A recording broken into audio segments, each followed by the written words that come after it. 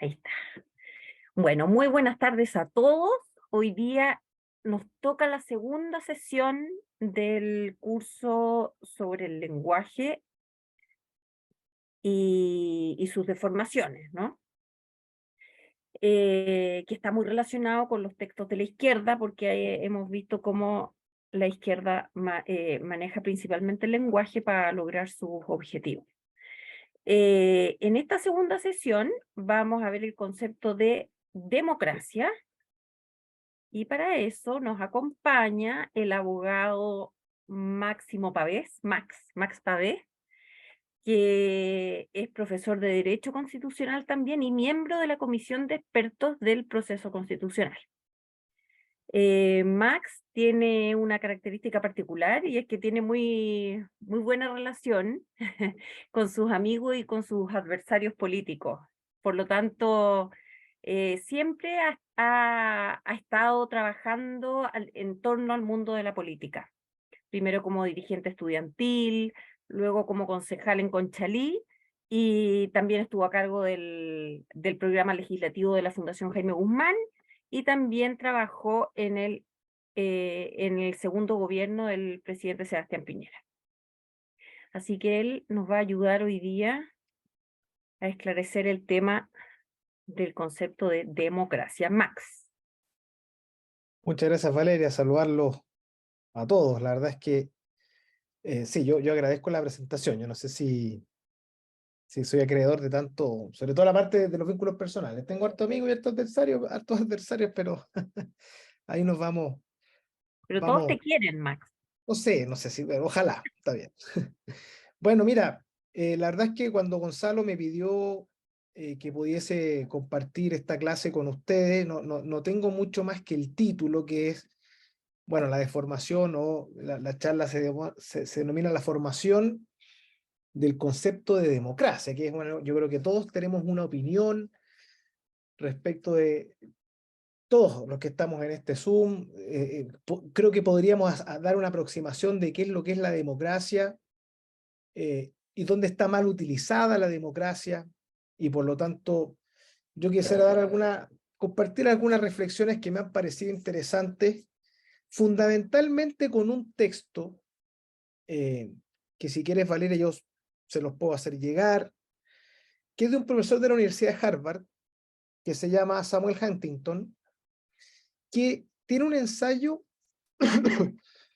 publicado en la revista de Estudios Públicos del CEP de 1989, que se llama El sobrio sentido de la democracia, ¿ya? Entonces, para ponerlo en un término distinto o inverso al cómo se ha planteado esta invitación, yo voy a seguir este texto. Por tanto, las cosas que yo voy a señalar siguen más o menos la lógica del profesor Huntington, que hace una aproximación bien interesante en torno a por qué las concepciones tradicionales de democracia no son suficientes, sino que además inducen a un equívoco me refiero a error o a insuficiencia respecto al concepto de la democracia, ¿ya? En torno al concepto de la democracia. Hay una frase que seguramente ustedes la podrán haber escuchado en alguna oportunidad, que se atribuye al ex primer ministro británico Winston Churchill, que decía que la democracia es la peor forma de gobierno, a excepción de todas las demás. ¿Y por qué es importante esto? Porque si bien es cierto, el concepto de la democracia, como la conocemos o como la logramos entender, es un invento de la antigüedad clásica, ha pasado harta agua bajo el puente, y por lo tanto hoy día esas concepciones se han ido revisando y valorizando, y uno puede llegar a dimensiones, a un intento de poder conducir esta reflexión, y uno no se da ni cuenta que puede terminar en cualquier parte. Voy a contar algunas anécdotas de algunas expresiones que, al menos a mí en mi vida profesional, pública, universitaria, las escuché. Y quisiera compartir con ustedes por si alguna vez ustedes las han escuchado, ¿ya? Lo primero, cuando yo era chico y participaba en las asambleas universitarias, cuando era dirigente del movimiento gremial, una vez me tocó asistir a un consejo de presidentes donde se comentó la siguiente situación. Eso me pasaba bastante, era regular por allá por la mitad de la década de los 2000, en la cual, en torno a Semana Santa,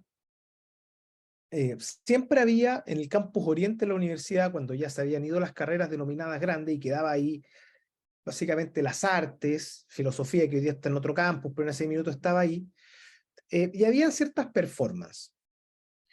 Performances asociadas a intervenciones culturales en los patios, donde obviamente se ofendía por su presentación a nuestro Señor Jesucristo, se teñían de ciertos colores las imágenes de la Virgen, y cuando esto se tocaba a nivel de dirigencia universitaria, la respuesta en general del mundo de la izquierda era que estábamos en democracia, y que por lo tanto expresiones de ese tipo no debían ser ni siquiera de cerca cuestionadas ni censuradas.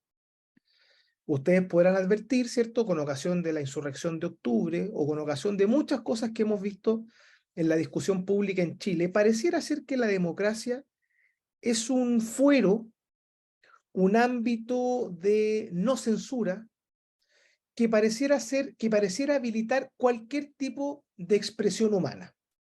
Yo no tengo ninguna duda, esto no me consta, pero yo no tengo ninguna duda que cuando concurrimos a o cuando vimos, ¿cierto?, con bastante escándalo, horror, pena, tristeza, esta performance que hubo en el cierre de la campaña del apruebo, ¿cierto?, donde se ultrajó nuestra bandera nacional. Yo esto no lo vi ni lo leí, pero no tengo ninguna duda que alguna persona por ahí en redes sociales o tiene que haber dicho, oye, pues estamos en democracia. ¿Cuál es el problema? Hay una primera dimensión ahí, ¿no? Como la democracia, como un sinónimo de fuero, de que es una licencia que cualquier expresión humana es válida por ese motivo, porque se invoca, ¿ya? Es una especie como de escudo que daría pie a que cualquier expresión humana, da lo mismo si tiene por objeto el bien, el mal, si denigra o no denigra, pero como estamos en democracia, pareciera ser que eso es una licencia para hacer y decir lo que uno quisiera. Hay una segunda dimensión que yo alguna vez vi, yo tengo una columna muy antigua por ahí en algún blog que ya se perdió, que con ocasión, ustedes se recordarán de las tomas estudiantiles cuando estuvieron muy de moda. Hoy día, como están como todo este mundo está en el gobierno, ya no hay nadie tomando sus universidades, pero antes se tomaban las universidades, ¿ya?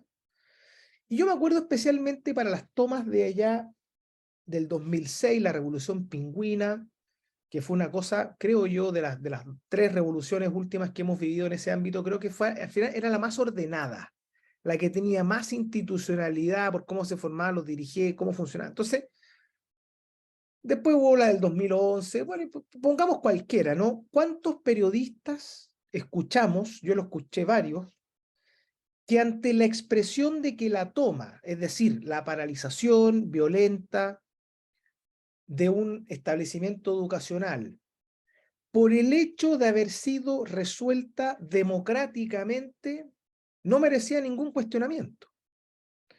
Es decir, hay una dimensión del concepto democrático ya no solamente como una licencia, como un fuero que permitiría decir y hacer lo que uno estima conveniente, sino que además es un criterio para validar cualquier actuación. Entonces, ustedes podrán haberlo escuchado, yo me acuerdo de haberlo escuchado mucho, decir, bueno, y los mismos periodistas, ¿no? Gente con formación, adulta, decir, bueno, y aquí, evidentemente, cuando uno le preguntaba, oiga, pero el colegio está tomado, los papás quieren llevar a su hijo al colegio, bueno, pero esta toma se resolvió democráticamente, por tanto, pareciera ser que la democracia se invoca como un criterio, ya no como un fuero, sino que como un criterio último y absoluto de definir cuándo una acción se puede y cuándo una acción no se puede hacer, ¿ya? Me imagino que ustedes lo habrán visto, lo habrán escuchado. Entonces, bueno, si una toma, si una acción violenta, si una paralización, se vota entre comillas, porque yo escribí una columna en Su Minuto diciendo, bueno, para que una actuación de ese tipo electoral sea válida, bueno, tiene que tener muchos criterios, ¿no? Debe haber un padrón electoral, debe haber debate, debe haber un tribunal que califica la elección, deberán estar regulados sus efectos. Un poco lo que pasa en la huelga, ¿no? Ustedes, me imagino que todos saben que la huelga es un derecho que se puede ejercer de acuerdo a la ley en Chile, eh, pero eso no se puede ejercer de cualquier manera. Uno no puede llegar y paralizar una industria o tomarse una industria por una mejora salarial. Eso no se puede hacer. La huelga es, es una manifestación, ¿cierto? Es una paralización que si se hace legalmente, bueno, hay un ministro de fe, del Ministerio del Trabajo o de la Inspección del Trabajo que va, que certifica, que se está negociando con un sindicato. Esto no significa que se pueda destruir la propiedad, en fin, me explico, ¿no? O sea, pero pareciera ser que en Su Minuto la huelga o la toma por el hecho de ser, comillas, democrática, porque alguien la votó, nadie sabe cómo, ni cuándo, ni con qué procedimiento, pero permitía un criterio de validez absoluta en torno a la realidad concreta. También he escuchado, como tercera anécdota, que la democracia pareciera ser una forma de vida, donde hay personas que viven de manera demócrata porque invocan ciertos principios, porque invocan ciertas maneras, donde dice, bueno, yo en verdad soy un demócrata, para mí la democracia es una forma de vida, y eso es una cosa abstracta, general, donde pareciera ser que todo lo que, comillas, es civilizatorio o civilizado es sinónimo de algo, bueno, yo soy un demócrata, hay una forma de vida democrática versus formas de vida no democráticas, ¿ya? Esto una vez se la escuché a Gonzalo Rojas cuando me hacía clase de Historia del Derecho y decía, yo no me voto, yo vivo. Entonces, la democracia como es una forma de vida, si yo no me ando votando, ¿cómo hacer si uno vive? Uno es uno con su alma y su cuerpo, uno no puede someter a una deliberación con más personas, la democracia requiere más personas, entonces no puede ser una forma de vida personal, pero bueno, se invoca muchas veces la democracia como una forma de vida. Hay un cuarto método, una cuarta cosa que yo he escuchado muchas veces, que pareciera ser que la democracia es una especie de criterio moral, no para lo que es válido o inválido en una circunstancia determinada, como es el caso de la toma que yo le estaba comentando, sino para determinar aquello que es bueno de lo malo. Entonces, bueno, algo que se resolvió democráticamente siempre va a ser mejor que algo que no se resolvió democráticamente.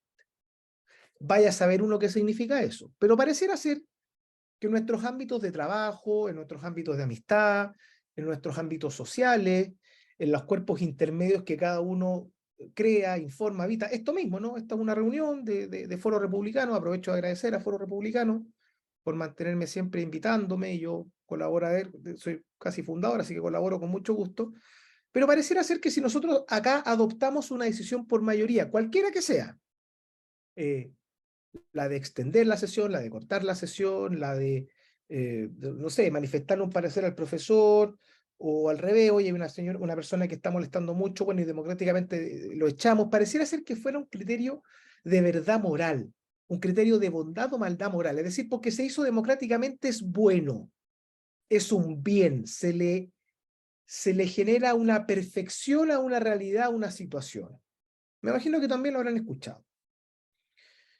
Y en quinto lugar, lo que está muy de moda, ¿no? Que a mí me toca muy de cerca, nuevos conceptos que yo les soy bien sincero, me cuesta entender bien eh, cuál es el significado, o sea, logro intuir, ¿cierto? Políticamente, pero cuáles son los efectos de que, por ejemplo, exista la democracia paritaria, la democracia con apellido, ¿ya? La democracia paritaria que es algo que a mí me toca muy de cerca por las cosas que uno discute en la nueva convención, en la nueva constitución, o sea, la comisión experta. Entonces, yo estoy dando aquí un brief inicial de cosas que quizás ustedes habrán escuchado, que todos hemos escuchado, ¿ya? Entonces la pregunta es, ¿cuál es el significado correcto? O al menos, en torno a qué debiéramos entender que estamos en presencia del uso correcto de la democracia para poder así hacer, a contrario censo de lo que sugiere la charla, poder preferir el concepto que creo yo hay buenos argumentos para poder enfocarlo y, por supuesto, a contrario censo, excluir aquellos conceptos que no se avienen por las circunstancias que voy a intentar explicar. Voy ahora al profesor Samuel Huntington para seguir su ensayo, el significado, el sobrio sentido de la democracia. ¿Ya? Obviamente que todos sabemos que el origen de la democracia está en la antigüedad clásica, fundamentalmente en Grecia, perdón, y especialmente en Atenas, que era una democracia hasta por ahí nomás, ¿ya? O sea, la democracia ateniense, que por supuesto para en la época en que se desarrolla era toda una novedad civilizatoria, pero de democracia, como la entendemos hoy día, bastante poco, por razones obvias, ¿ya? Los significados más actuales de la democracia, como la creemos entender hoy día, provienen más o menos con el fin de la Segunda Guerra Mundial. Según el profesor Huntington, a partir de ese minuto, 1945, cuando fundamentalmente cae el eje, todos querían ser identificados como demócratas. Pareciera ser que el demócrata se oponía a aquello que fue derrotado en la Segunda Guerra Mundial. Ojo que recordemos que la Unión Soviética estaba del lado de los aliados, por lo tanto esto estaba fundamentalmente circunscrito al bando derrotado del eje, la Alemania nazi. Entonces, a partir de 1945, recordemos que en 1948 está la Declaración Universal de los Derechos Humanos, que aprovecho de decir, no es un tratado internacional, es una resolución de la Asamblea General de la ONU, es una resolución de la Asamblea General de la ONU. A partir de la Declaración Universal de los Derechos Humanos, el concepto de democracia, democrático, donde todo el mundo quería identificarse como demócrata, hizo que el concepto se fuera universalizando a tal nivel que pagó un precio caro el desacuerdo universal sobre su significado. O sea, esto es como cuando todas las cosas son importantes, bueno, no termina siendo ninguna importante. Cuando todo el mundo quería ser demócrata, bueno, al final el no demócrata, nadie se identificaba como no demócrata, por cierto, nadie. Por lo tanto, bueno, la democracia fue adquiriendo tantos contenidos como continentes había. Entonces, lo que empezó a pasar en el mundo es que todo el mundo definía la democracia según sus propios intereses. Y por supuesto, cada uno tenía un tipo favorito de democracia. El profesor Huntington resume algunas, ¿no? La democracia directa, la democracia representativa, la democracia liberal o burguesa, la democracia proletaria, la socialdemocracia, democracia totalitaria, democracia industrial, democracia plebiscitaria, democracia constitucional, democracia asociativa, democracia pluralista, democracia económica, la democracia del pueblo, democracia participativa, y yo puedo agregar hoy día, por ejemplo, la democracia paritaria. Entonces, al final, la democracia fue derivando en tantos apellidos que al final no eran apellidos, eran el nombre principal de la democracia, ¿cierto? Yo cuando era chico, yo soy del año 83, entonces yo soy previo a la caída del muro y mi niñez ya era post caída del muro, pero yo me acuerdo que siempre me han gustado las banderas, entonces yo en los atlas miraba las banderas, entonces uno se encontraba que habían democracias populares. Entonces, curiosamente, los regímenes comunistas se llamaban democracias populares. Porque nadie quiere ser no demócrata, me explico, ¿no? Entonces está la República Democrática Popular de Corea, Corea del Norte, así se llama el país. Me acuerdo yo cuando era chico, ¿no? Yo me costaba entender por qué habían dos Alemanias, sobre todo porque veía atlas de fútbol, entonces vi que en el Mundial del 74 había una RDA y una RFA, una Alemania democrática y una Alemania federal. Curiosamente, la Alemania democrática era la Alemania comunista, donde no había democracia.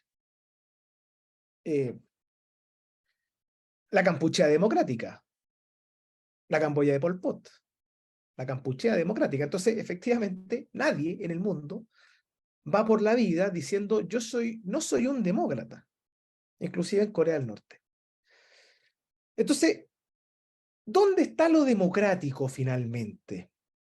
El profesor Huntington dice que históricamente se han definido tres conceptos clásicos, más bien dos clásicos, y uno que a su juicio es el verdadero, y yo quiero motivarlos, provocarlos, a que reflexionemos en torno a la propuesta del profesor Huntington, ¿ya? Pero revisemos la concepción clásica en primer lugar. De acuerdo a la concepción clásica, lo democrático o lo no democrático va a depender de la fuente de autoridad. Es decir, si la fuente de autoridad es el pueblo o una clase determinada, como la clase trabajadora o la burguesía, nosotros estamos en presencia de democracia. ¿Qué es lo que es democracia? El gobierno del pueblo. El gobierno del pueblo. Entonces, bueno, si nosotros en una mesa de conversación, cualquiera sea, alguien nos preguntara, bueno, ¿pero qué es la democracia? Lo más probable es que cualquiera de nosotros diría de inmediato el gobierno del pueblo. ¿Con oposición a qué? No sabemos. ¿Por qué les hago esta reflexión? Porque seguramente nosotros no reparamos, cuando decimos que la democracia es el gobierno del pueblo, que eso no es verdad. No es verdad porque para que sea el pueblo mismo el que se dé la forma de gobierno, tendría que existir una comunidad lo suficientemente pequeña para que su toma de decisiones sea permanentemente en forma colectiva. Y eso sabemos que no es así, que ni en la democracia griega era así. Por lo tanto, eso significa que lo que nosotros necesitamos para poder dotar a una comunidad de un gobierno es recurrir a un proceso que elija al o las personas que van a dirigir el órgano de gobierno o el gobierno. Eso significa, por tanto, que la democracia no puede ser el gobierno del pueblo. Es la democracia de aquellos que el pueblo eligió y por lo tanto dejan de ser del pueblo. Entonces, esto es bien interesante, ¿no?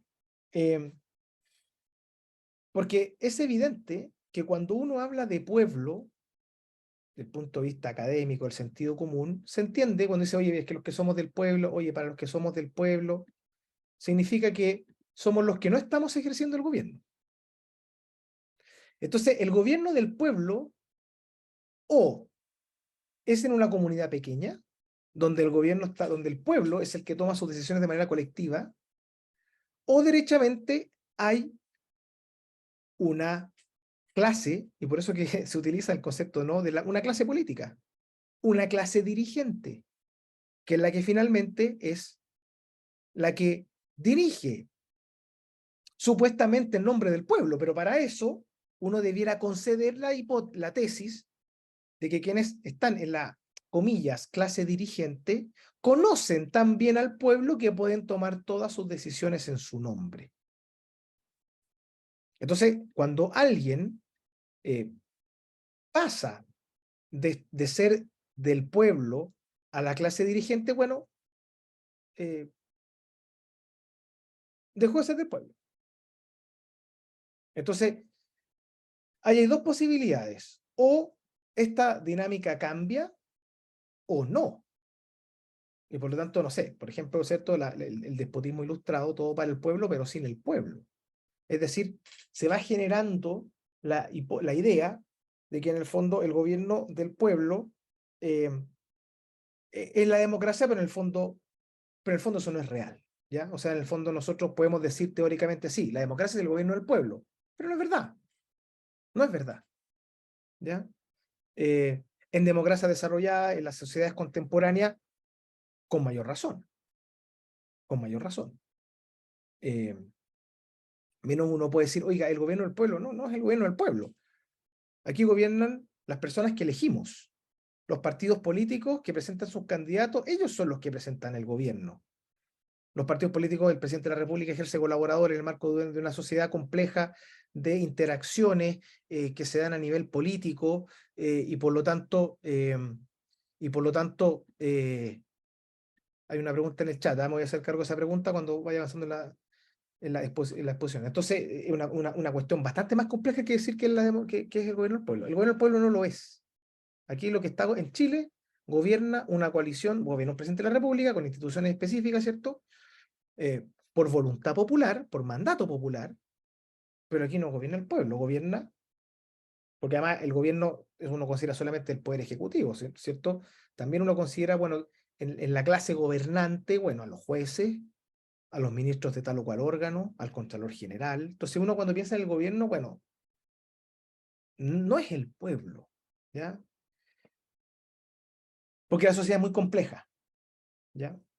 Entonces, bueno, ok, no es el gobierno del pueblo, es una, uno puede decir al menos que es una solución corta, no completa, aceptable, pero no responde a ninguna de las anécdotas que yo dije al principio, no responde a ninguno de los desafíos intelectuales políticos que tenemos como sociedad compleja. La democracia no es el gobierno del pueblo, es mucho más que eso. Entonces, bueno, hay una segunda posibilidad, que esto es bastante más común de lo que uno, esto es una segunda derivada, que seguramente usted, bueno, dice, ya, si ustedes tuvieron que explicarle a cualquier persona la democracia del gobierno del pueblo, ya, pero eso no es verdad, eso no es verdad. Ok, tiene razón, no es verdad. Nadie de los que estamos no en los cargos de gobierno, que somos el pueblo, gobernamos nada, ¿ya? Somos gobernados, no somos gobernantes. Gobernante, gobernado. El pueblo no gobierna, el pueblo es gobernado.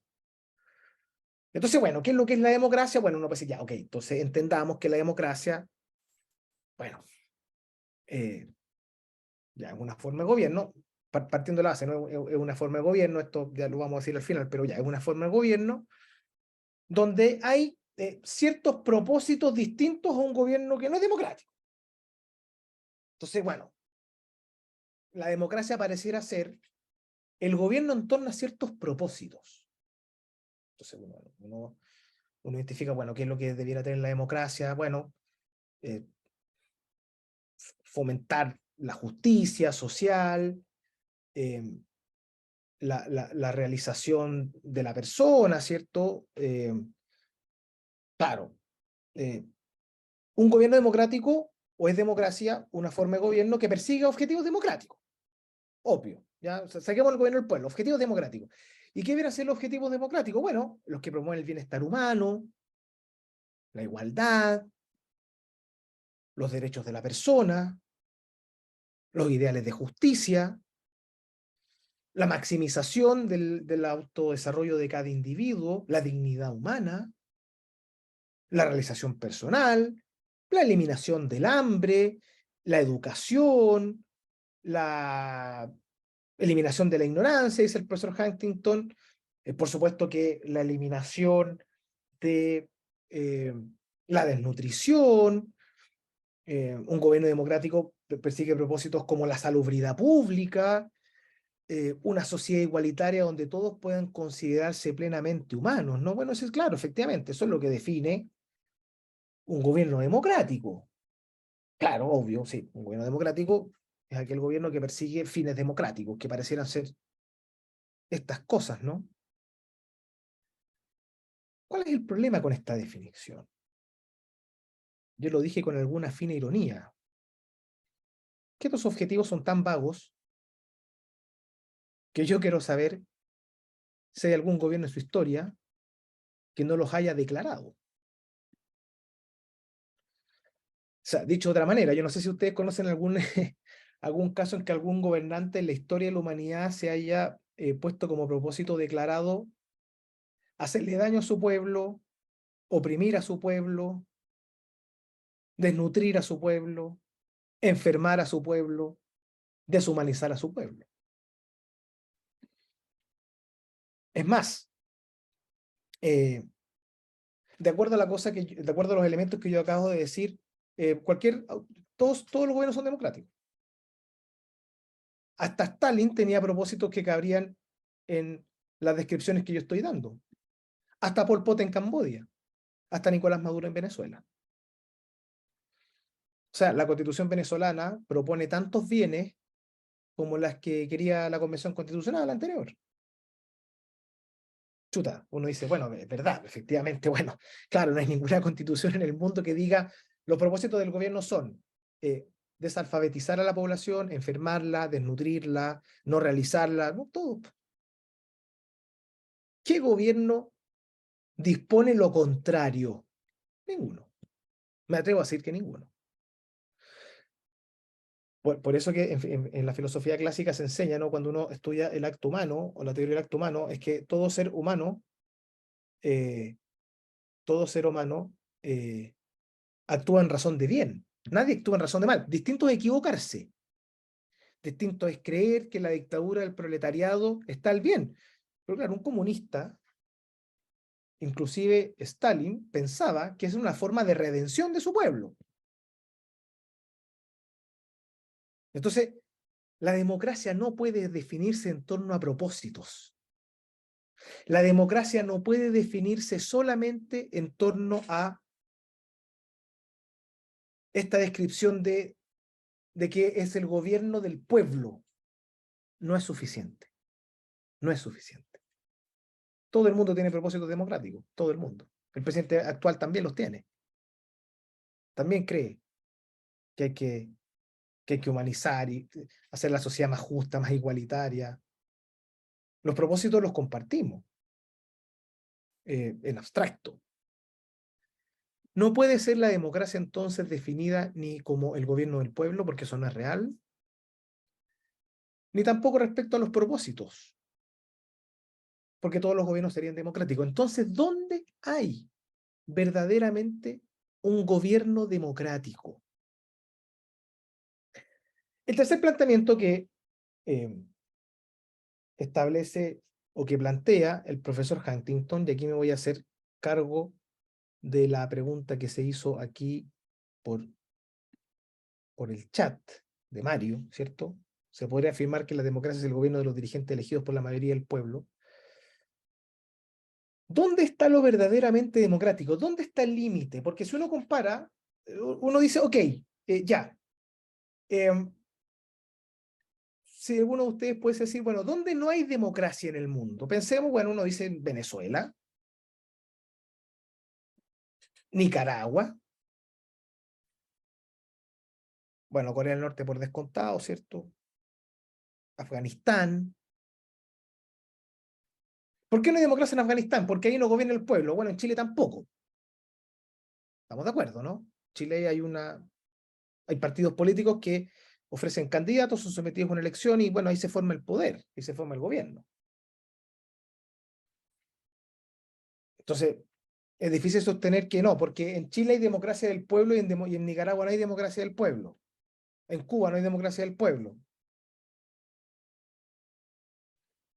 ¿Por qué en Cuba no hay democracia y por qué en Chile sí? Bueno, porque acá perseguimos propósitos democráticos y en Cuba no. Bueno, eso es discutible. O sea, también, en razón de bien, están equivocados, pero en razón de bien, los señores Castro, el señor Díaz-Canel, cree que lo que están haciendo es democrático. ¿Dónde está la diferencia entre Chile y Nicaragua? Entre Estados Unidos y Cuba, entre Canadá y Corea del Norte, en las instituciones. Una tercera forma de entender la democracia, de acuerdo al profesor Huntington, siempre estoy citando porque estoy siguiendo este ensayo, ¿no? Hay gobierno democrático en donde existe, donde el centro radica, donde el centro de poder radica en determinadas instituciones y en particular en una de ellas, la elección de los líderes por medio de elecciones competitivas. Esto es bien interesante. Porque los sistemas de gobiernos no democráticos, los líderes, se erigen como tales en virtud de distintos criterios. En el caso de las monarquías, el linaje. En otros casos podría ser el azar, ¿no? Piensen ustedes que en Chile hay alcaldes que se han designado por moneda al aire, cuando hay empate completo. Cuando hay empate completo, la Ley General de Votaciones Populares y Escrutinio, ante dos mayorías absolutas, tiene prevista la moneda al aire. ¿Por qué? Porque ninguno de los dos ganó con los votos. Es decir, la moneda al aire no es democrático porque no se impone una mayoría, pero es válido en algunos casos. El azar. Hay líderes que lo son por la riqueza. Eh, es una descripción. Yo no sé si yo podría, no sé si los estatutos lo permiten, ¿ah? Pero, por ejemplo, claro, yo no podría ser presidente de la asociación de bancos, no tengo un banco, ¿ya? Entonces, bueno, no estoy diciendo que la riqueza está asociada al banco, estoy pensando en, por ejemplo, un gremio empresarial grande. Bueno, para estar en la dirigencia gremial empresarial grande, uno tiene que tener empresas grandes. Yo no tengo empresas grandes. En algunos casos, el criterio para convertirse en líder es la violencia. Pensemos en que el lidera una población inundada por el narcotráfico, ¿no? El más violento. El que permite trabajar en torno al temor. Bueno, en algunos casos, uno puede ejercer una autoridad o un liderazgo por un nombramiento. Decía la Valera, ¿no? A mí me tocó ser subsecretario de Estado, cosa que voy a estar siempre muy honrado. Y a mí me nombraron, a mí no me eligió nadie. Y ejercía potestades públicas de manera bastante relevante. Un nombramiento, fuente de legitimidad. Pero eso no era democrático. El nombramiento de un ministro de Estado, de un subsecretario, de funcionario de confianza, no es democrático. Es legítimo, pero no es democrático. Entonces, dónde está la diferencia al final del día entre democracia, entre Nicaragua, entre Chile? Esperemos que Chile siga siendo así, ¿cierto? En democracias consolidadas, en Noruega versus lo que pasa en un país cualquiera en África, o en muchos países en África, en Sudán hoy, por ejemplo. En que los países democráticos, los tomadores de decisiones colectivas más poderosas son elegidos por medios de elecciones, pero no de cualquier tipo de elección. En elecciones periódicas, donde los candidatos compiten libremente por los votos, donde la mayor cantidad de gente tiene derecho a votar, donde existe competencia real. Fíjense ustedes que nosotros generalmente decimos, bueno, ¿qué es lo que es la democracia? Una forma de representación, decían ahí, ¿cierto? Una forma de representación. Entonces, generalmente uno dice, bueno, ¿qué es lo de bueno, la democracia representativa, ¿no? Yo creo que es importante decir que alguna vez, a raíz de esta reflexión, ¿cierto? Pensemos en que la democracia tiene que ser democracia competitiva. Democracia donde las personas puedan competir.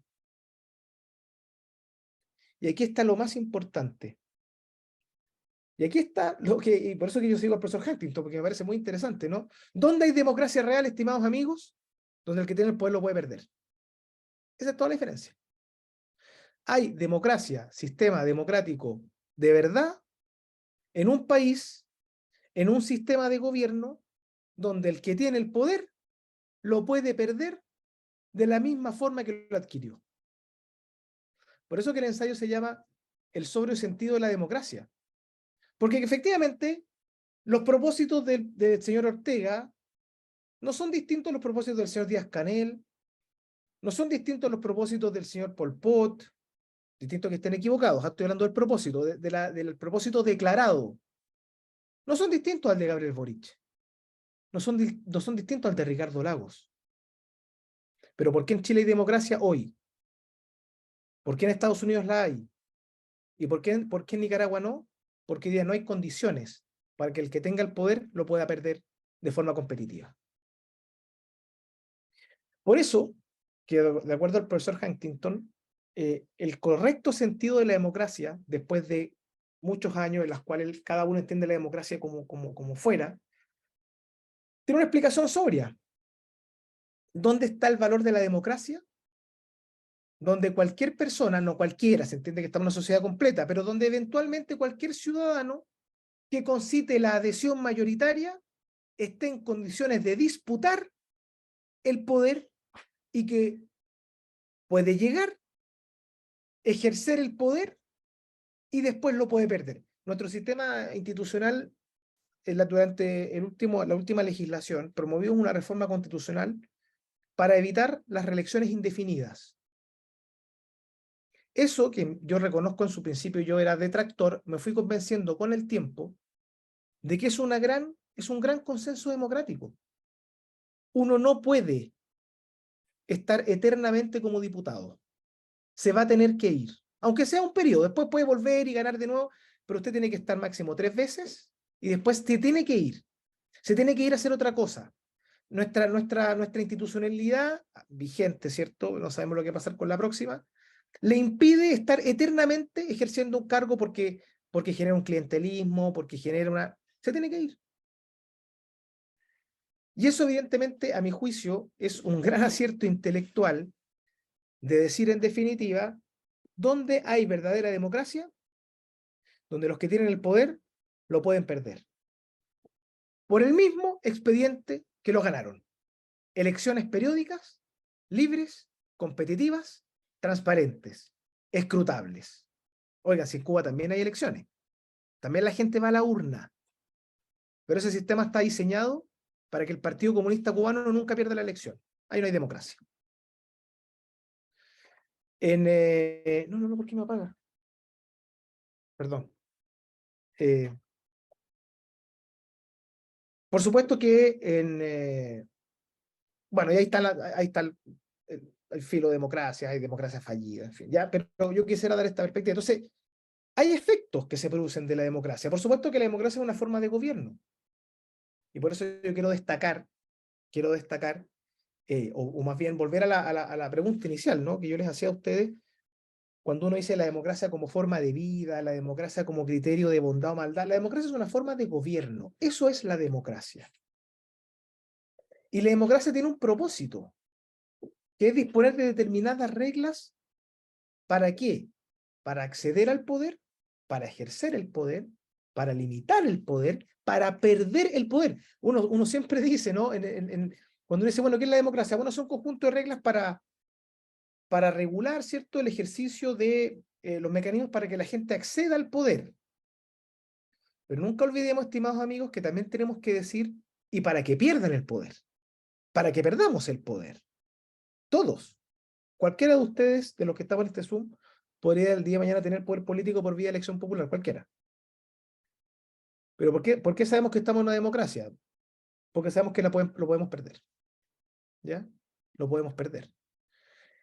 Entonces, esta forma de gobierno tiene efectos importantes, porque en el fondo, y esta es la gracia, ¿no?, de este sobrio sentido de la democracia, que es que como el poder se puede perder en elecciones competitivas, eso significa que donde hay democracia verdaderamente hay un margen importante de libertades.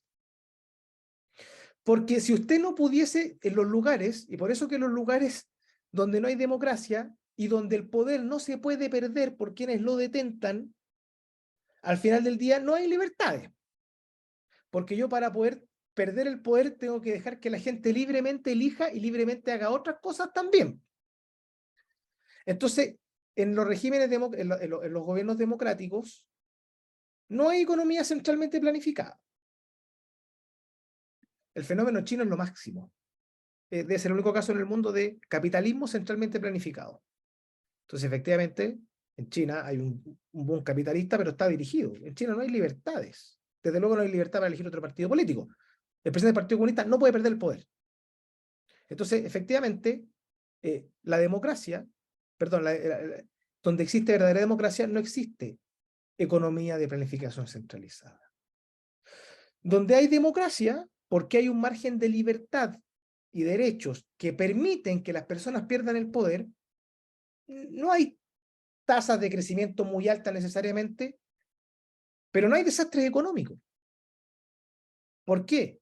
Porque si nosotros percibimos que va a haber un desastre económico, nosotros tenemos la oportunidad de cambiar el gobierno en 3 años más.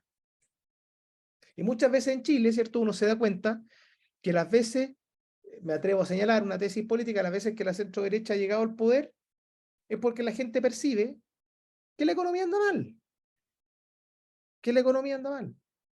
Entonces, una democracia verdadera no tiene desastres económicos producidos por la economía socialmente planificada, porque uno puede echar al gobernante. A veces cuesta, a veces uno sufre, ¿cierto? Y hay una pandemia, y hay malas decisiones, pero en las democracias de verdad no hay grandes desastres económicos. En la democracia de verdad, si bien es cierto, hay desigualdades, esas desigualdades son mucho más tolerables que la igualdad absoluta. En los gobiernos que no son verdaderamente democráticos, hay menos margen para que existan desigualdades, lo que significa que eso tiende a la uniformidad, eso significa a la pérdida de libertad. Como no me puedo distinguir, como soy igual, no tengo libertad para hacer todo lo que quiera, para trabajar en los negocios que yo quiera, un gobierno, una democracia que es una forma de gobierno que tiende al igualitarismo, siempre va a ser menos democrática, porque significa que no fomenta la libertad. Y evidentemente que en los países donde hay más libertad hay más desigualdad. Pero no hay desigualdad absoluta. Esa es la gracia. No quiero ofender a nadie, pero seguramente uno puede pensar en los países ricos petroleros árabes, ¿no? Por ejemplo, entiendo que en Arabia Saudita no hay ningún funcionario del gobierno que no sea designado por el emir, que además no tiene democracia. Entonces, claro, en esos países la desigualdad es así, donde hay gente rica y gente en la miseria que además no puede elegir, no puede cambiar al gobernante.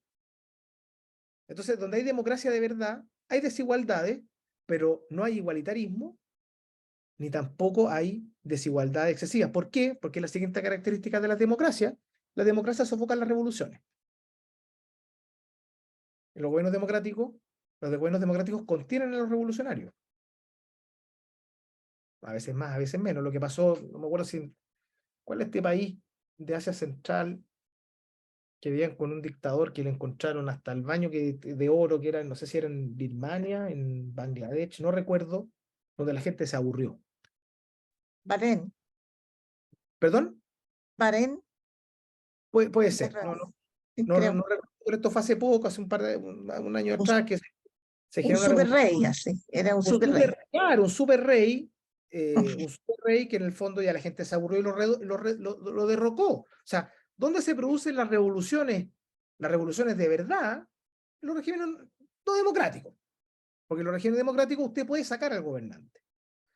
Y termino, ¿no? Bueno, por supuesto que las democracias de verdad no son sofocadas por revoluciones ni tampoco las producen. Y por lo tanto, el significado político más importante de la democracia es aquella en la cual sus instituciones protegen un nivel razonable. ¿Cuánto? No sé, lo que diga la prudencia, lo que diga la circunstancia específica que cada sociedad le toque, pero donde se resguarden un número razonable de libertades y donde las personas puedan perder el poder mediante, o más bien de ganar y perder el poder por elecciones competitivas, libres, transparentes, informadas. Y en ese ámbito de libertades es donde está lo democrático. Por lo tanto, volvamos a la pregunta inicial y terminamos. ¿Es democrático y por lo tanto la democracia es un valor de criterio moral? Bueno, no siempre. Si la democracia es una forma de gobierno, no es una forma de determinar el bien moral para cada una de las circunstancias en las que hay. Volvamos a la toma, ¿no? La toma nunca puede ser una toma democrática.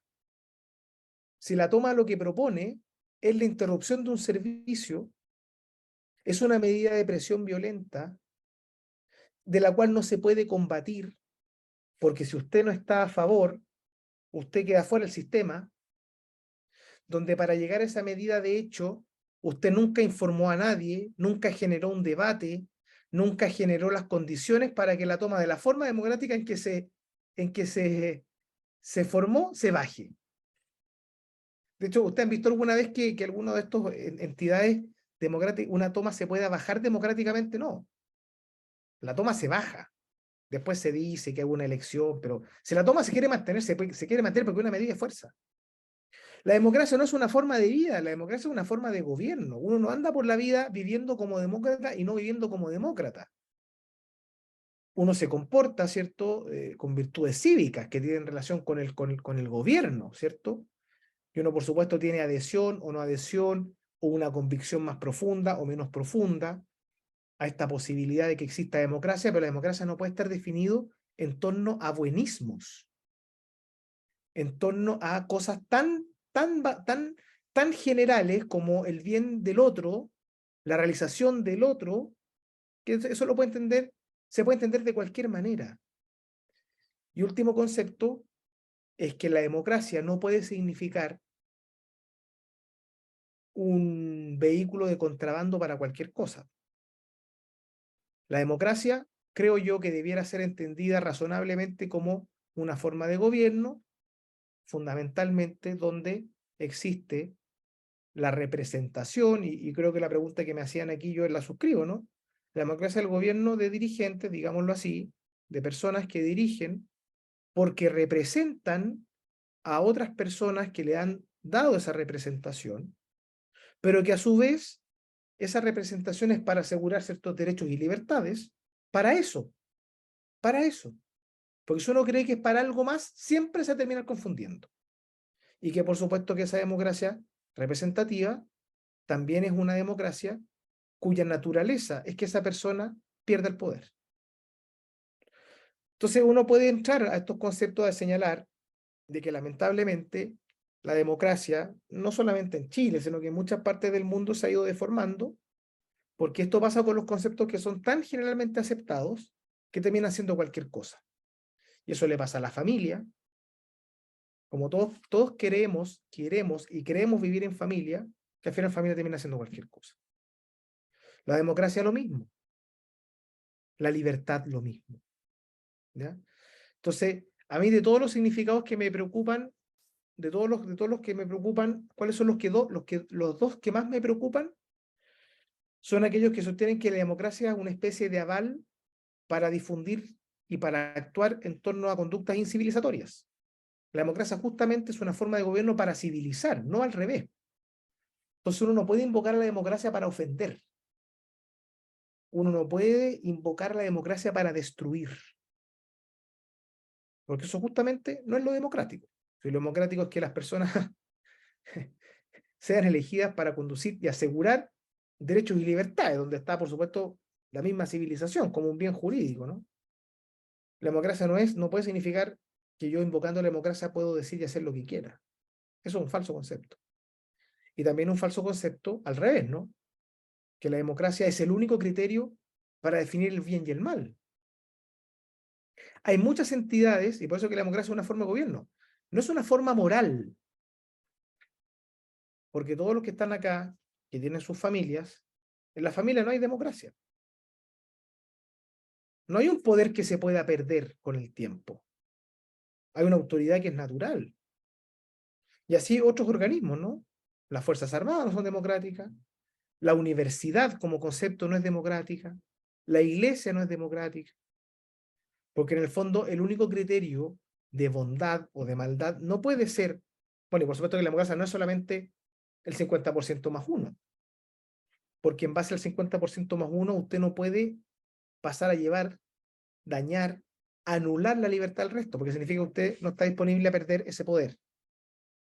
Entonces, en ese sentido, tampoco es democracia que el 50% más uno es un criterio que nos permita en toda circunstancia, en todo lugar, para todas las decisiones, definir lo que es bueno y lo que es malo. Eso puede ser un criterio aceptable, civilizatorio, para materias contingentes. Bueno, ya vamos a ir a almorzar, vamos a almorzar allá o acá. Bueno, somos 7. Bueno, si 5 quieren ir a almorzar allá, es razonable que los otros 2, bueno, si no quieren ir, no van, ok. perfecto. Bueno, pareciera ser razonable que en este caso concreto eso es un criterio que nos permite tomar una decisión razonable. Pero eso no puede significar que el día de mañana uno ponga en votación en un grupo cualquier verdad. Estimada Valeria, yo te diría que esos son mis conceptos, estamos justo en la hora, espero no haberlos aburrido, pero de haberle entregado algunos conceptos que puedan haber sido interesantes de reflexionar, provocarlos también, y que por supuesto estos son estas dificultades que tampoco requiere de ser un especialista para hablar de estos temas, es que me imagino que cada uno podrá tener sus propias visiones, pero me interesaba aportar con algunos criterios que quizás no son tan comunes de ser expuestos. Así que muchas gracias.